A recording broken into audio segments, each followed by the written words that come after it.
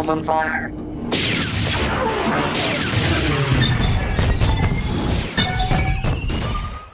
Hi folks, so it's been a good few weeks since I've uploaded into the channel. I've just been quite busy. I've been working on a few things. I have a Slave 1 that's almost completed. I've got a wee bit of drilling to do for the little mount piece for my armature that I'm making, and then I can finally put the last two pieces together, and then we can get battered into the weathering. So all the main colours are down, the texturing with the paint chipping and all that kind of stuff's all done, and it's just time really to get stuck into the weathering and the model. But anyway, that's not the focus of this video.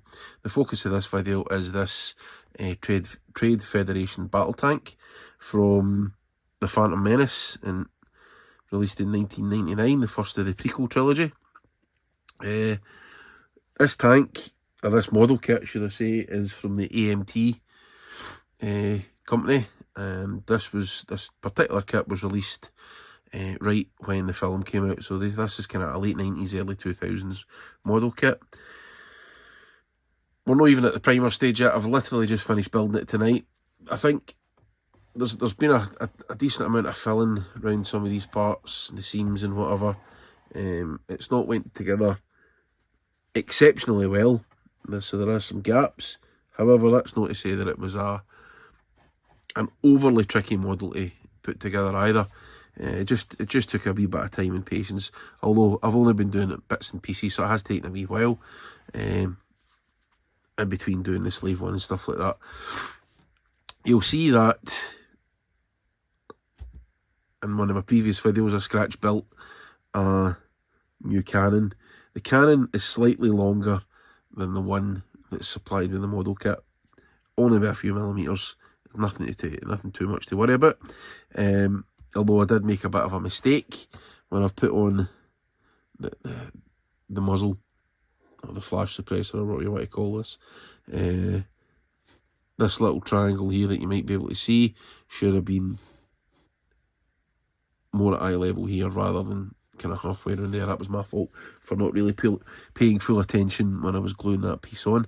So that was the original styrene piece that was at the end of the gun barrel. I snipped that off and drilled into this part here, and just so that I could fit in the brass tube. So that's nice and snug way back in this part here, and secured in with super glue. And this is all held together with friction and super glue and stuff, so that is absolutely not moving. I did contemplate, I've seen some of the guys on the Nerf Hurdlers Workshop starting to get into some of these bits with brass as well, but I'll be honest, I could not be bothered. And I don't really have much in the way of brass at that scale, or that gauge either, so I wasn't going and buying a few lengths of brass just for those couple of bits. I'm really quite anxious to actually get this thing primed now, because I really want to get it painted. I've been looking forward to it for quite a while. I did build one of these back in the day, when it first came out. I even bought some spray paint to paint it. Normally I used to paint everything with brush when I was a wee guy, and that was really my first kind of dip my toe in the water of actually applying paint by aerosol. And actually, I was quite surprised how it turned out. It actually looked not too bad. I mean, don't get me wrong, my colours were way off, but I just picked what was nearest and dearest to the colour scheme on the box whilst I was in the model shop at the time. But anyway, I digress. There's a few wee gaps here and there that I can see, but what I really want to do is I want to get this into the primer stage. Once you get the primer on, I'll be able to see a lot of the flaws that are still there, and I can get some sanding done with A-bits or some filling, whatever needs done. I don't know if, because this was obviously quite an old kit, it wasn't bought brand new. It was bought second hand from eBay. I got it for a good price. I've seen them go for some silly bloody money, but I think that was maybe people in America selling them and then adding on the shipping costs and stuff like that can hike things up a wee bit. You may or may not notice that that bar there is grey, like the rest of the model, and that bar there is white. So this piece was missing. Hunted high and low. I don't think I've lost it. It's entirely possible that I may have lost it, because it has been sitting on the bench for a few weeks now, and there has been other stuff going on in between, and it's been quite messy. There's been a lot of stuff lying about, so it is entirely possible that I've lost it. So what I done was I got some 1mm styrene rod and just, I say scratch built that piece there. I didn't really. I bent it. I snipped it and I bent it into shape and I stuck it in. I don't know if that quantifies as scratch build or no, but or is it just patching up? I don't know. Who knows? Excuse me. So yeah, that's what we've done. I've just got it sitting on the base that's supplied with a model. It's perfect. It'll do perfect for painting, but it's not going on that base. Once it's done, I think there's going to be some filling still needing done in here when I come to get the primer down. So again, as I said, that'll show up some of the spots. There's a big seam that runs down this part here that I've managed to fill. I'm not too sure how well I've filled it or not. It feels quite smooth, but I can cast my eye over it once it's all done, and I can see there's a seam runs up here. This bit covers part of the seam, as does this as well. There's a couple of bits around the back. This bit actually here is really annoying me. Don't want to break the end off that. Yep, so you can see obviously the seam running here. This bit, I don't want to put filling in that because it's going to start filling the gaps. That's meant to be textured. I did look at possibly cut at the time when I was building it, cutting that out and replacing that, but again, I didn't have anything that would be suitable to go in there, and I wasn't quite sure how I would actually, scratch build that bit there or whatever. So I decided just to leave it. It is quite annoying. I don't know what I'm going to do. I'll put it in the primer anyway, and then I'll take it for there.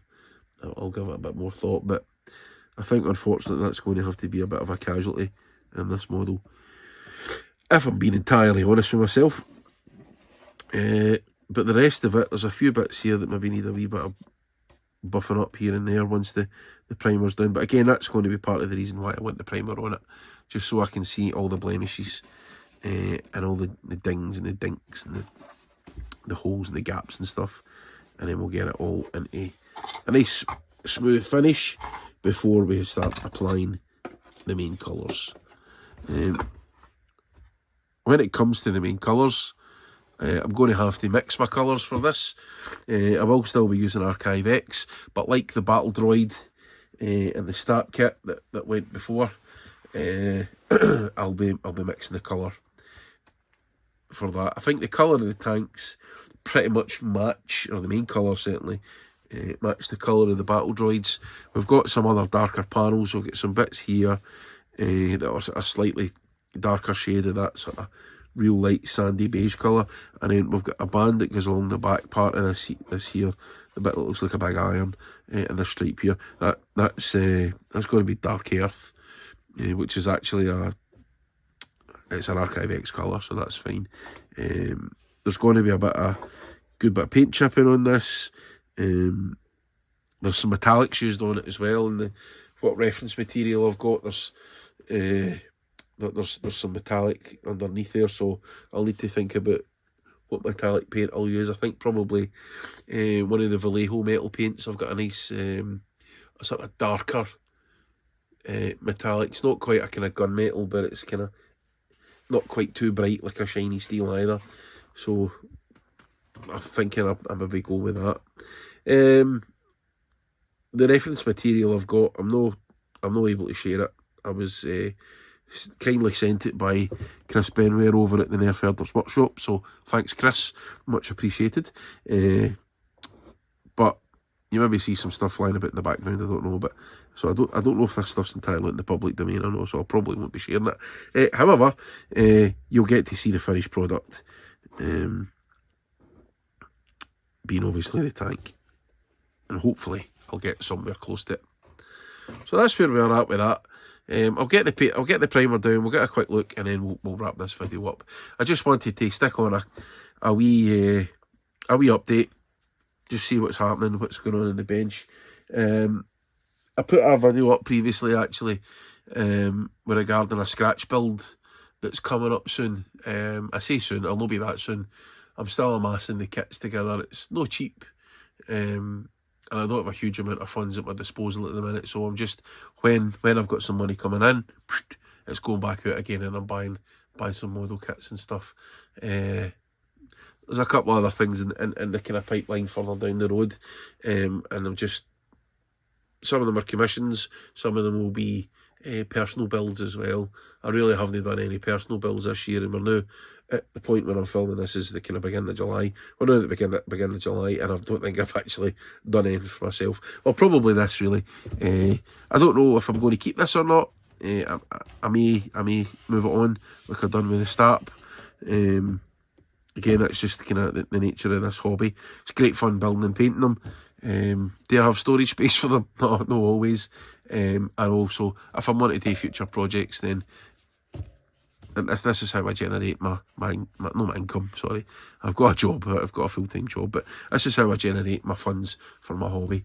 When I do something, I'll move it on. And there's a few collectors out there that are, or so there's one or two certainly that I've started to put some of my pieces into their collection, which is really, really nice actually. The battle droid, actually, the AMT battle droid that I just done, that literally just left this morning in the post. Boxed it up last night. Spent a bit of time getting it all wrapped up in polystyrene into its own wee polystyrene cocoon, and then it was then secured up in a box and shipped out, and that's making its way to a collection over in Germany. And I hope the buyer really enjoys it as much as I enjoyed painting it. I'm very pleased with how it turned out. I don't think I could have anticipated how nice it turned out. I don't mean to blow my own trumpet here, but that's just my own opinion on it. I was really happy with how it turned out. I couldn't have been happier actually. But anyway, we'll get the primer done on this and we'll see what's happening next.